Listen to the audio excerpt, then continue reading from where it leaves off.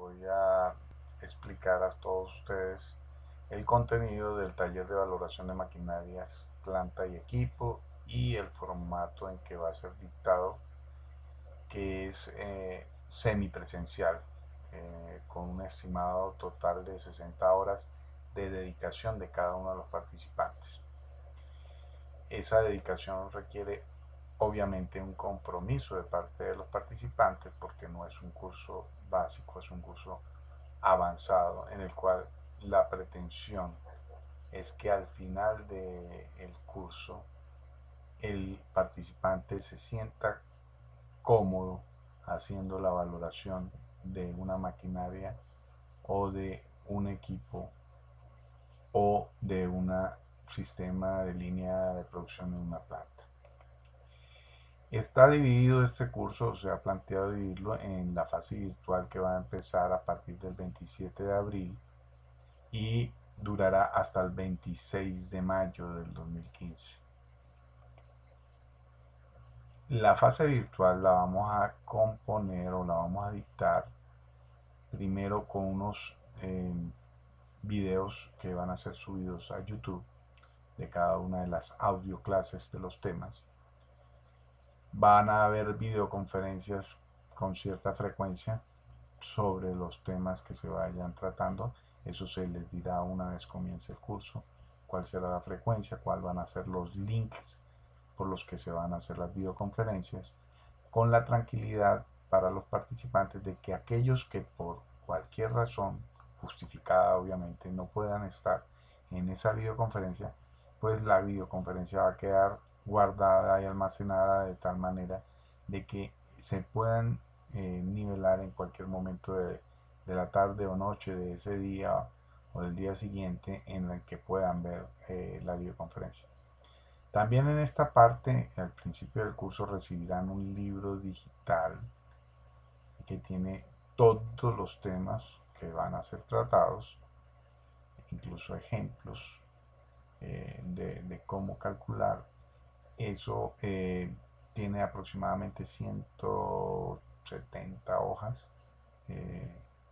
170 páginas, perdón, y se estima que esta fase virtual el participante deba destinarle 48 horas al mes. Si dividimos esas 48 horas al mes entre más o menos 4.2 semanas que tiene un mes, pues nos da que en el mes, o perdón, en la semana, cada participante debe tener una dedicación de al menos 12 horas, unas 10, 11, 12 horas por semana. Y así las cosas, eso le da una división aproximada de que diariamente va a tener que dedicarle al menos 2 horas.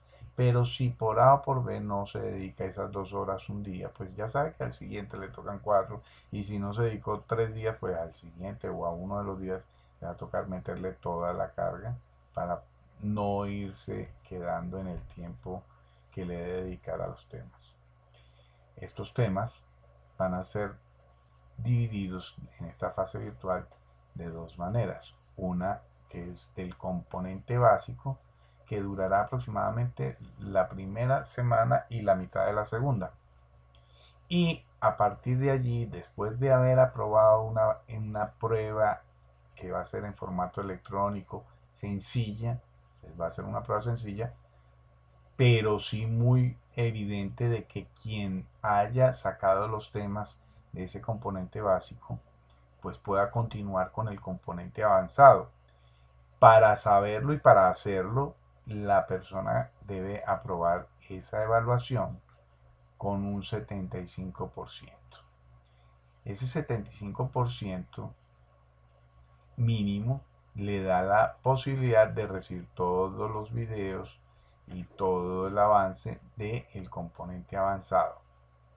El participante que por cualquier razón no pasó, porque se equivocó, porque seguramente no tenía claro uno de los temas y llegó y sacó menos del 75 puntos, pues tiene una segunda opción de presentar una prueba que obviamente va a disponer de preguntas totalmente distintas, pero sobre los mismos temas, y ahora deberá sacar 80 puntos para pasar al componente avanzado. ¿Por qué se hace esto? Porque tiene que haber un real compromiso de todas las personas participantes en que este sistema, que ya de hecho está yendo con un subsidio importante para todos los participantes, porque es un tema que, repito, no es básico, es avanzado, se está tratando de concentrar la parte práctica en 12 horas que van a ser realizadas en la fase presencial el día 27 y 28 de mayo del 2015 en la sede de la Lonja de Medellín.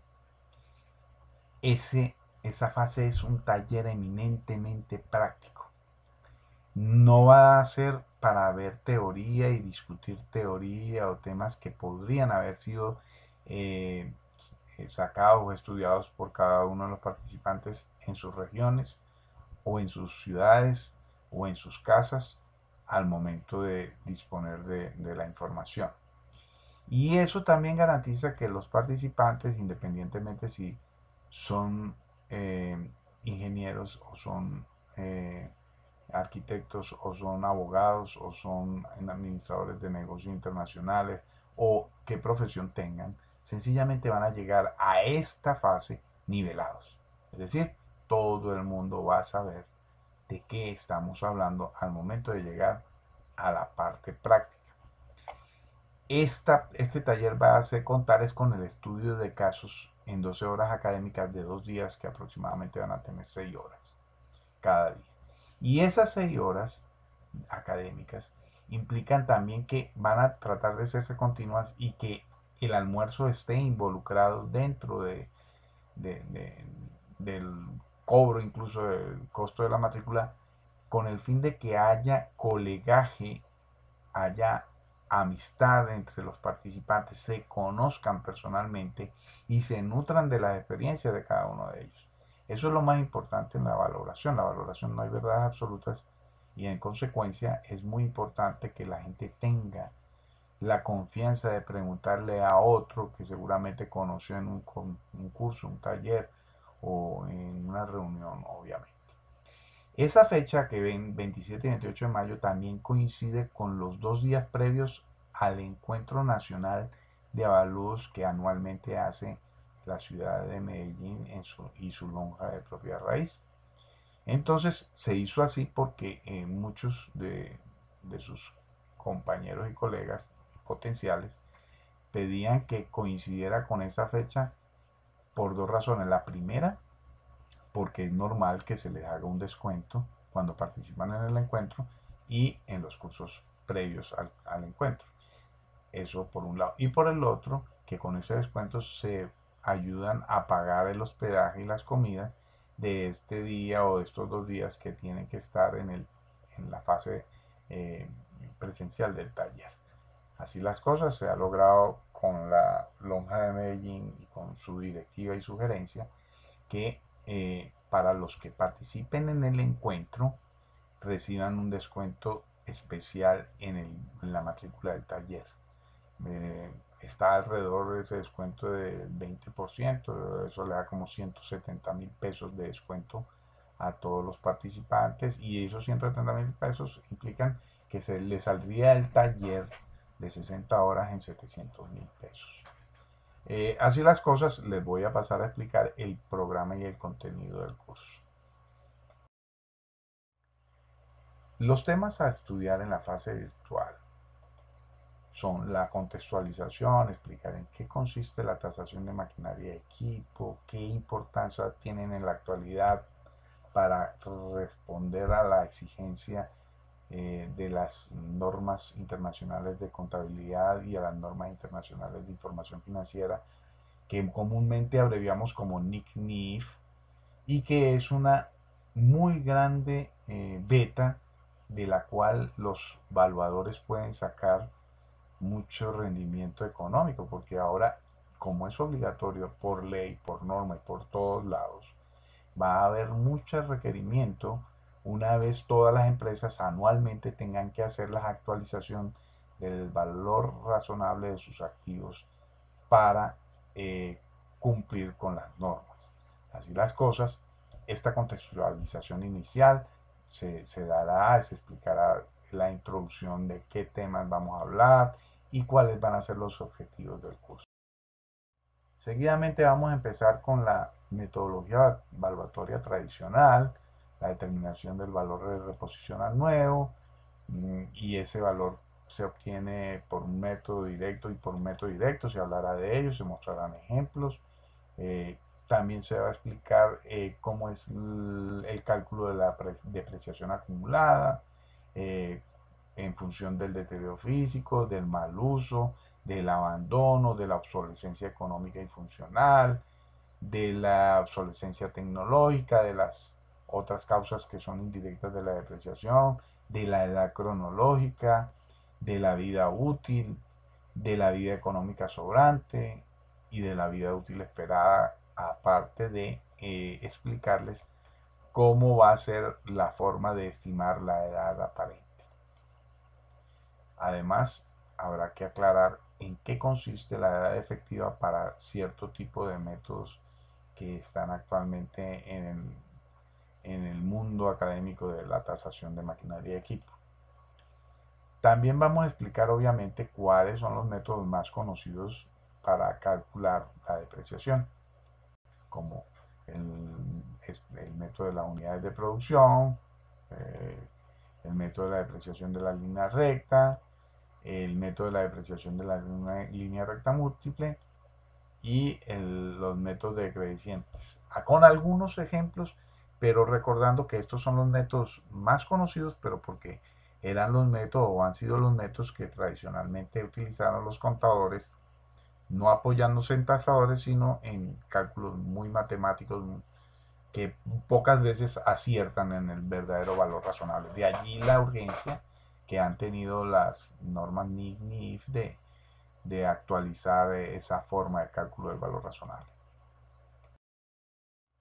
Posteriormente vamos a hablar de unas definiciones, unas que son generales, como el valor, el costo, el precio, el mercado, el arrendamiento financiero, mantenimiento, que es una falla, tasación, valoración y avalúo en qué consisten, conceptos de la tasación desde el punto de vista teórico, las particularidades del costo, en qué consiste el costo original, cómo es el cálculo del costo original o de reposición a nuevo, el ajuste por importación, una propuesta de un ingeniero venezolano muy conocido en la materia de valoración de maquinaria y equipo, como el ingeniero Néstor García López, el costo de oportunidad, el costo de reemplazo, el costo de reproducción, los costos directos, que son los costos indirectos, qué es un costo financiero, qué es el costo histórico, qué es el costo de reposición,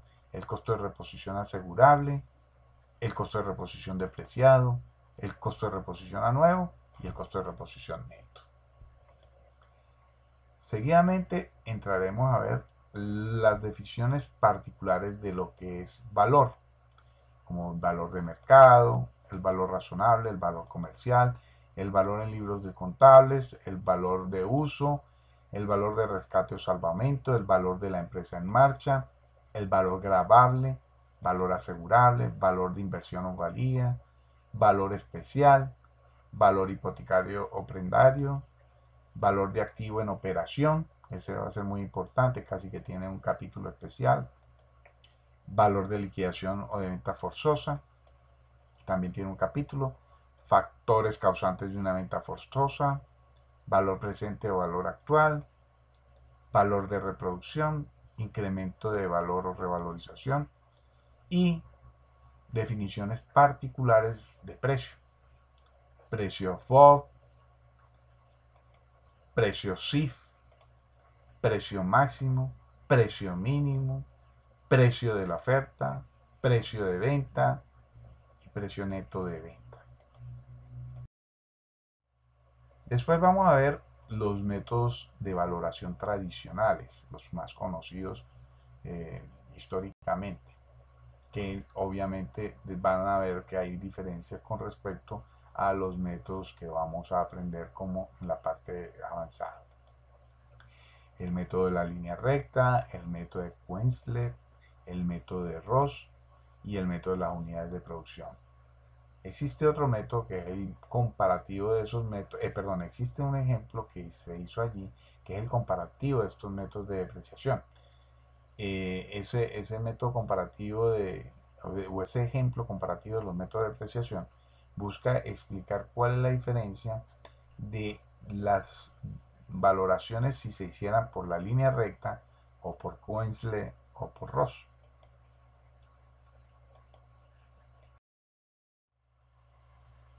Después vamos a ver algo que es muy importante que ha permitido ajustar los valores con los que se estaba dictaminando anteriormente, que son los ajustes, coeficientes de ajuste al valor calculado por la metodología evaluatoria.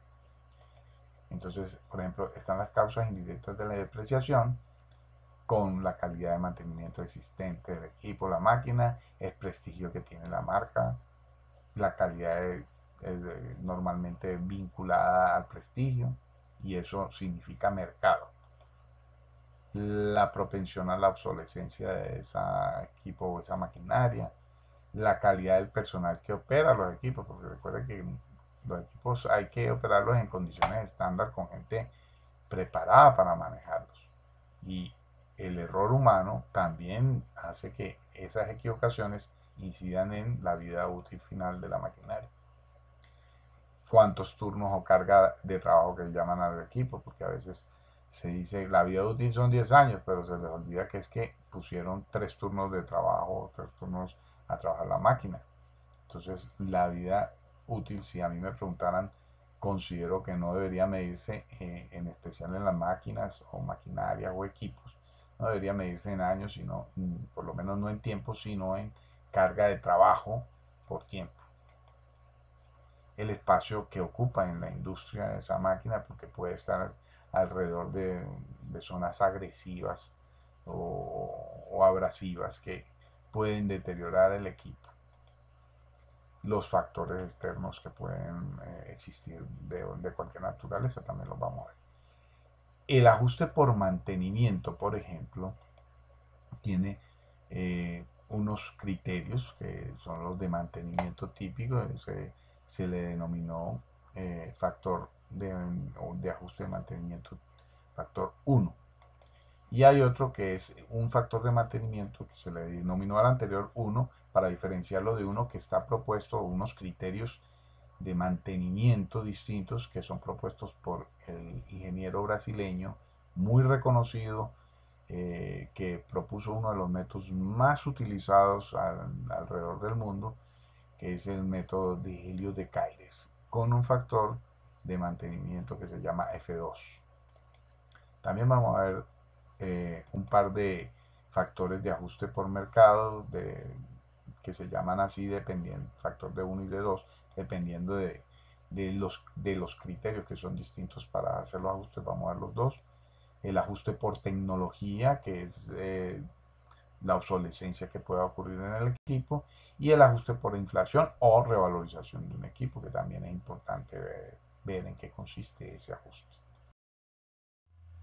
Después atenderemos lo que es los métodos de tasación avanzados, como, como la misma palabra lo dice, son mucho más, eh, digamos, reconocidos desde el mundo de la tasación, pero a su vez mucho más acertados en el dictamen del valor de los equipos y maquinaria.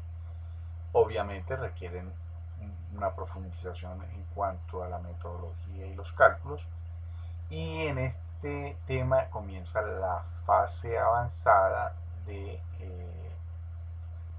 la, del formato virtual del curso. Vamos a ver entonces el método de error modificado. Pudimos ver que este ha sido un método que ha durado muchísimos años como el más utilizado por todos los tasadores a nivel mundial. Parte del hecho de que el método de Ross es muy justo, termina siendo en breves palabras el promedio de lo que es el método de la línea recta y el método de Coensle, y lo define así sencillamente porque mayor la depreciación al final de su vida útil y más lenta al principio de su vida útil, lo cual coincide con la lógica de las maquinarias y los equipos. Y se le hizo un ajuste que se llama método de ROS modificado, precisamente para considerar un par de ajustes que no tiene dentro de su formulación el método de ROS modificado. Ya veremos cómo. Entonces vamos a ver el fundamento teórico de esa metodología y la formulación matemática de esa metodología. Vamos a ver también el método del ingeniero Helio de Caires, que es uno de los ingenieros más reconocidos en el mundo de la tasación de maquinaria y equipo a nivel mundial. Es un ingeniero brasileño que impuso dentro del Brasil, que es inmenso, inmenso lo que es el mundo de la tasación en Brasil. Creo que es uno de los países más avanzados en esa materia, tanto que tienen carrera, especialización, maestría y doctorado en ingeniería legal y de tasaciones como profesión exclusivamente. O sea, hay muchas cosas que podemos aprender de sus estudios, de sus avances, y por eso cada vez que vemos bibliografía en la parte de tasación, vemos muchísima eh, bibliografía de colegas tasadores brasileños que nos han enseñado el camino para la valoración de muchísimas de los bienes y de los activos que tenemos que valorar los tasadores. Vamos a ver sus fundamentos, el fundamento teórico de la metodología planteada por él, y vamos a ver la fórmula propuesta por él.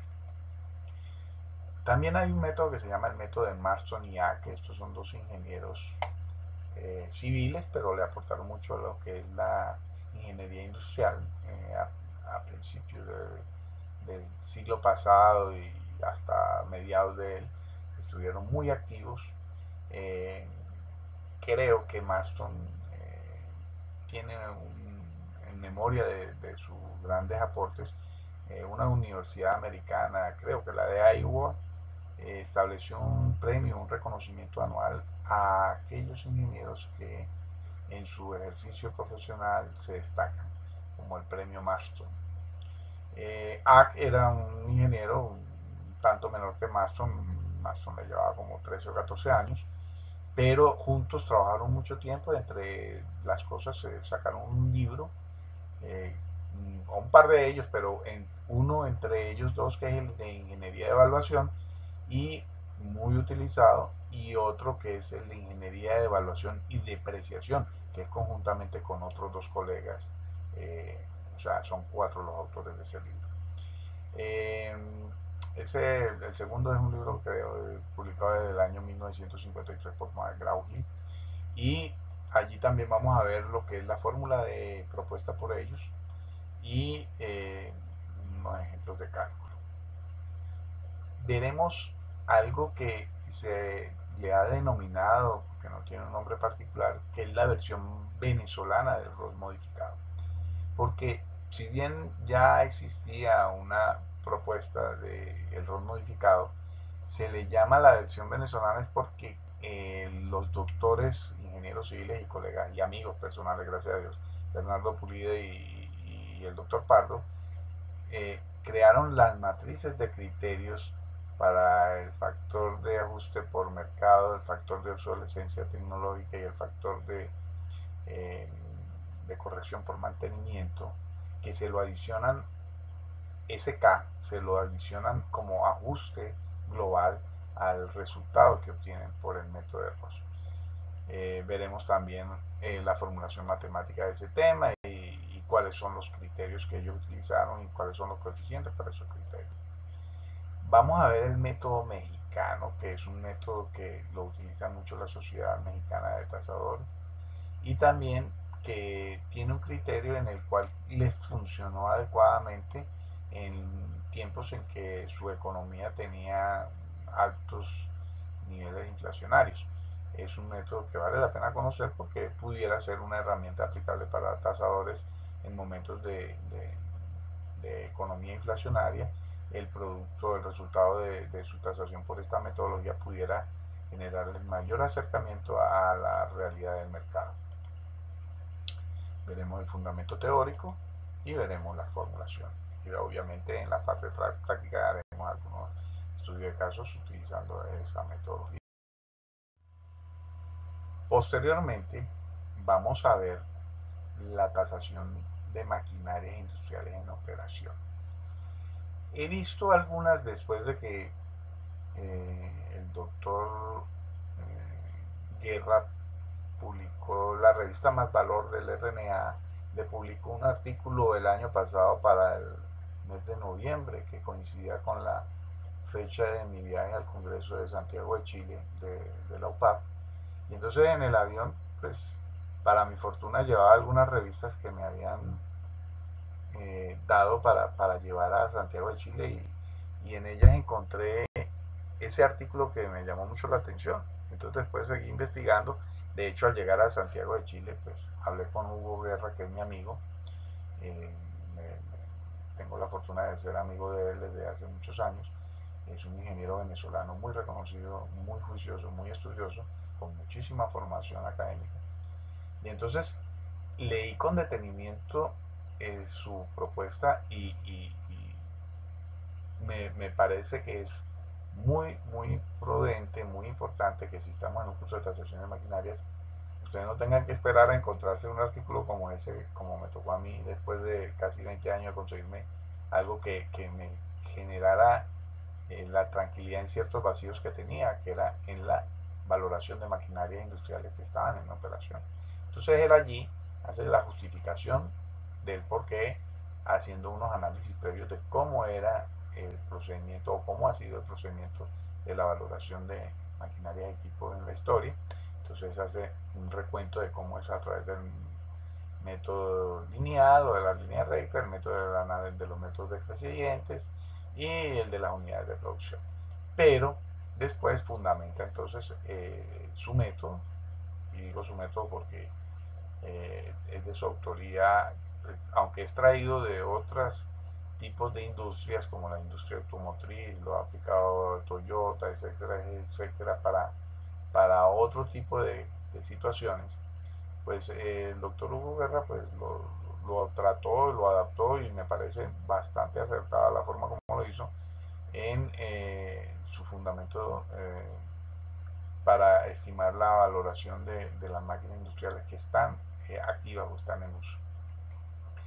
Entonces, se llama la valoración por eficiencias generales coherentes o valor por efectividad de uso, etcétera, etcétera, porque he visto varias bibliografías al respecto, aunque no son idénticas y por eso estoy trayendo como el método del doctor Hugo Guerra, eh, cambiando algunas palabritas en sus definiciones que me han parecido más congruentes. Por ejemplo, la valoración por eficiencias generales coherentes me parece más adecuada a la terminología de usos y aprovechamientos de las maquinarias.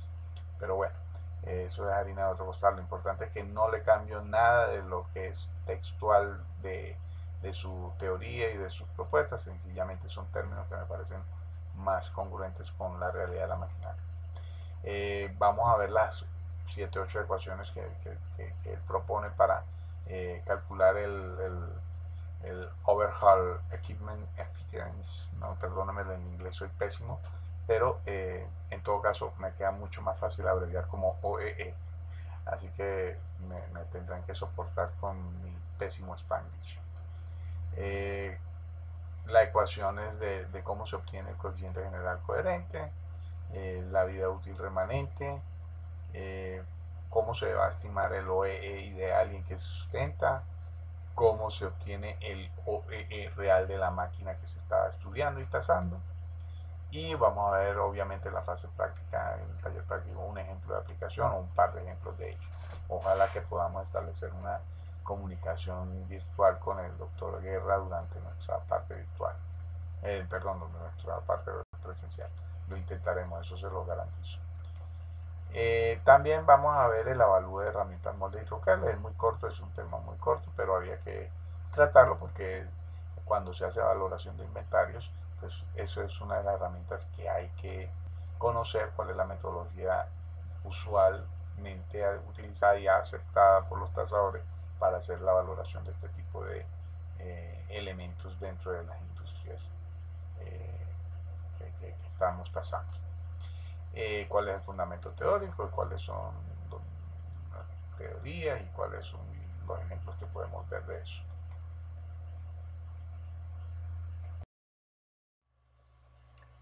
Seguidamente vamos a ver un factor que es de mi autoría, que he seguido llamando después de algunos años como el factor Luffer.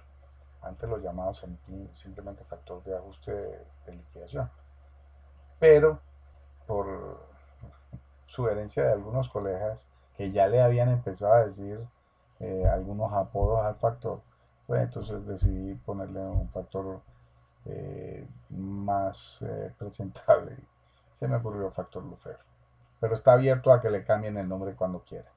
Ese factor Luffer es un factor que construí o creé con la finalidad de hacer un ajuste eh, por,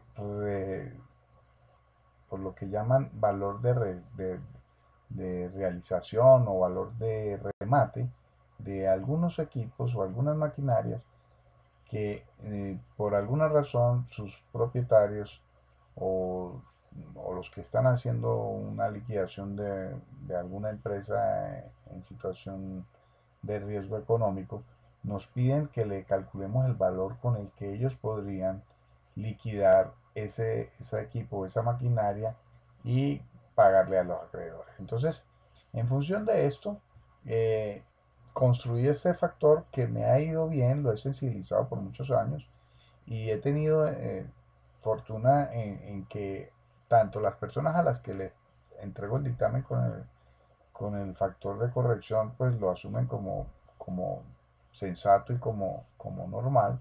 También es cierto que en otras partes, y específicamente en la República Dominicana, hay varios ingenieros utilizándolo desde hace algún tiempo, se, se los facilité, e incluso han llegado a facilitar el cálculo mediante la automatización de macros en hojas de cálculo.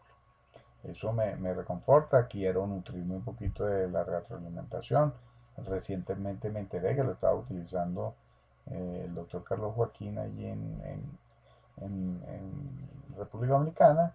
Quedamos en que vamos a intercambiar un poquito de experiencias y criterios para ver qué tanto les ha ido bien o mal o se ha alejado de la realidad al aplicar el factor y ver qué otro tipo de correcciones se le pudieran hacer o adiciones se le pudieran hacer a la fórmula, porque como digo, esto es valoración, esto no es algo determinístico, esto es más una estimación probable que un valor absoluto, lo que nosotros determinamos en un dictamen.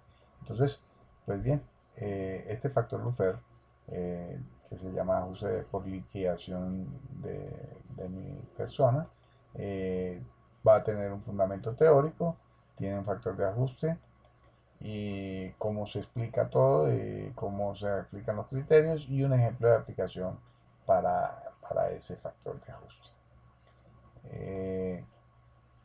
Seguidamente vamos a hacer un capítulo entero de lo que significa la importancia de hacer un informe con un contenido que cumpla el contenido mínimo de los informes según lo establecen nuestras normas colombianas y Contec RNA y de la cual al parecer ahora todos los colegas eh, están empezando a conocer, gracias a Dios, porque me he dado la tarea de revisar algunos de los recientes y tengo algunos de los anteriores que eran simplemente una hojita firmada con un checklist en una hoja y ese era el informe de avalúo de maquinaria y equipo. Eso no es así, eso puede ser un reporte interno para una gerencia, pero no es un informe de avalúo de ninguna manera, porque un informe de avalúo por filosofía debe ser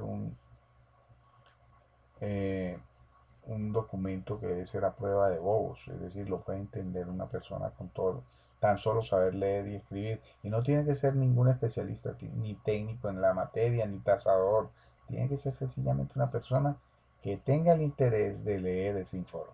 y poderlo comprender y entender, si no bien todas las formulaciones y todas las matemáticas, pues sí que los productos allí obtenidos como resultado provienen de una metodología científicamente sustentable y a lo mejor de una subjetividad educada por la experiencia del tasador que está haciendo el dictamen.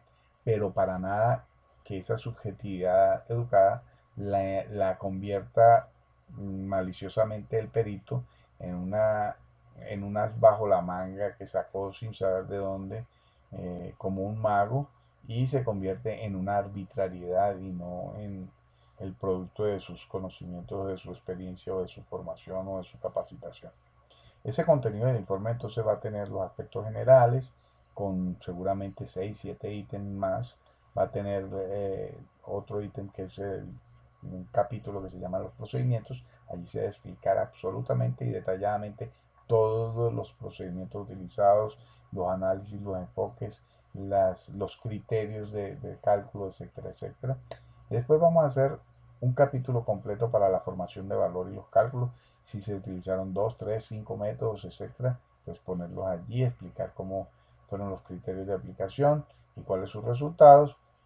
Finalmente, vamos a la fase de anexos que antes incluso llegó la ocasión en que vi como anexos una sola hoja, que era el certificado de haber sido reconocido como afiliado a una lonja, que para nada significa que la persona tenga credenciales de tasador, y mucho menos de maquinaria y equipo. Sencillamente era un afiliado de lonja y eso era su credencial, o así lo quiso hacer ver ante el cliente, y el cliente, pues ignorante, pues lo recibió así y hasta lo tomó por válido porque dijo, este es un perito y ya, punto, reconocido por una lonja y ya, con eso tuvo suficiente.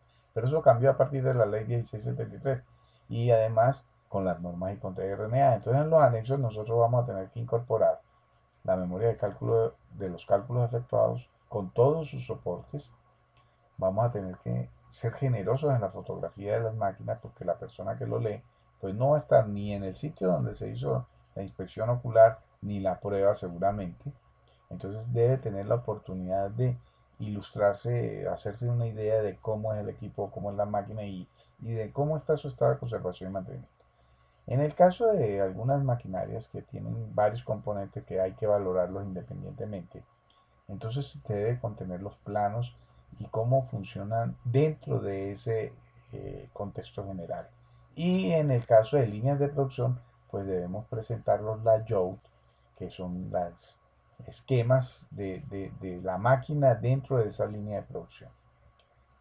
Eh, bueno, yo creo que con esta información el informe pues queda muchísimo más completo. Recuerden que los informes de avalúo no se miden porque tengan mucho o porque tengan poco. Deben tener lo necesario y suficiente para sustentar un dictamen. Si son 7 hojas o son 50 o son 100, pues eso lo considerará el tasador y no será objeto de que sea criticado porque digan, no, es que eso es pura paja, ¿no? Si es que el avalúo no es para otro tasador, el avalúo es para una persona que puede ser un juez, por ejemplo, que necesita ese peritaje para tomar una decisión en materia que no le es de su competencia y debe por lo menos saber si es que esa máquina está en una zona cálida, en una zona fría, en una zona agresiva porque está cerca del mar, etcétera. Ese tipo de información puede ser aburridora para algunos, pero necesaria para otros. Y como el avalúo es para todos, entonces usted lo que tiene que incorporarle un buen índice de tal manera que la gente vaya específicamente a aquellas partes que le parecen podrían ilustrarle en cuanto al valor que contiene ese dictamen.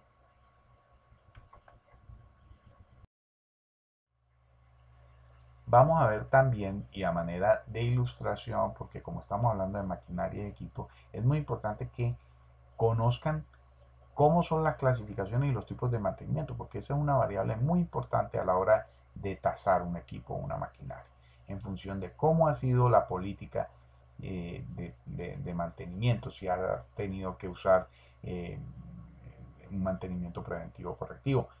Empezaremos por ver las amenazas que están latentes para la mayoría de las maquinarias del equipo, como son la temperatura inadecuada, como es el polvo, como es el desgaste normal, y cuáles son los componentes del equipo que requieren mayor mantenimiento, como el sistema hidráulico, el sistema eléctrico, las llantas o neumáticos, los puntos de engrase, los sistemas de admisión y escape del aire, el sistema de lubricación del motor, los sistemas de enfriamiento, el sistema de combustible, etc.